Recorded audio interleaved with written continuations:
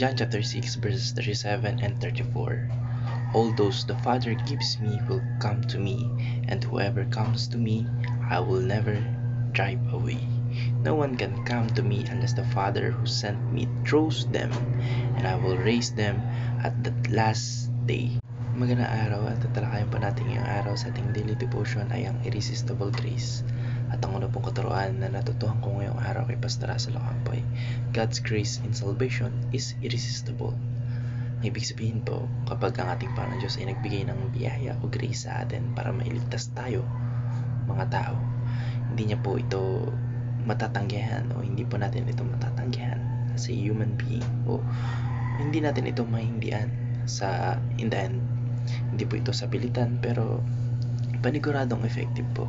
Kung sino mang pinili ng ating Panginoon Diyos na maligtas ay kusa at buong pusong tatanggapin ng ating Panginoong Kristo balang araw. Imagine po natin o isipin pa natin na parang may sobrang bait na taong nag-aabot ng regalo sa atin. Hindi lang natin basta tatanggapin dahil obligasyon, kundi dahil nakita po natin kung gaano kabuti yung intensyon niya sa atin. Kaya kusa po nating binubuksan yung puso natin para doon sa grace na ibinibigay niya. Ang natutuhan ko lang po sa pangalawang katuruan ni Pastor Russell Ocampo ay God's grace is not force or coercion. Hindi po ibig sabihin na dahil irresistible o hindi na matatanggihan yung grace na inaalok ng ating Panginoon sa atin ay pinilit niya na tayo. Hindi po ganun. Hindi po yun sabilitan o parang kinalatkat tayo ng ating Panginoon Diyos na sa mga bagay na ayaw naman talaga natin. Hindi niya po tayo ginawang robot, kaya nga po may free will tayo mga tao. Sa halip, binabago niya po yung mga puso natin in a loving and gentle way na kusa po natin gugustuhin na sumunod sa Kanya. For example, hindi po tayo tinutukan ng baril o tinutukan ng kutsilyo o trinete ng ating Panginoon Diyos na sumunod sa Kanya o sumunod sa Kanyang plano, kundi pinakita niya po sa atin yung pagmamahal na agape love niya, yung God's love niya para sa atin, and in that way nakita natin o na-appreciate natin yung love na ino-offer niya sa atin and binibigay niya sa atin yung blessings and yung forgiveness na inaalok niya sa atin para makamit natin yung kaligtasan o yung salvation. Kaya sa ganung paraan lumambot yung mga puso natin, and in that way we as a human being na sumunod sa Kanya kasi nga po lumambot na yung puso natin. And dahil doon, kahit sino naman po, diba, kapag na-appreciate mo yung kahit nanay natin, na-appreciate natin yung nila, yung sacrifices nila. Kaya po tayo sumusunod kung may uutos sila, kahit gaano pa man ka-complicated o kahit gaano kadali o kahirap, dahil alam natin na mahal nila tayo.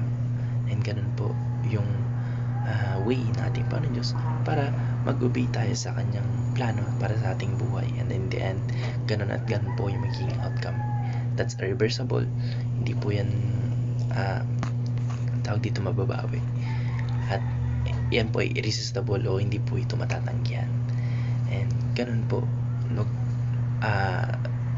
yung way ng ating Panginoon Diyos para sumunod tayo sa Kanyang mga plano para sa ating mga buhay. Ang natutuhan ko lang po sa pangatlong katuruan ni Pastor Russell Ocampo ay God's grace leads to willing surrender. Kapag dumating po sa mga puso natin yung grace o yung biyaya natin Panginoon Diyos, hindi po tayo magpipilitang sumuko, kundi kusa po tayong susuko.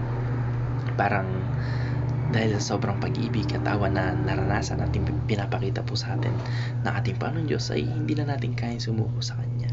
And ayun, in our personal life na maranasan natin to na may mga certain person na dahil pinakita nila na they care for us, they love us, that we will submit to them.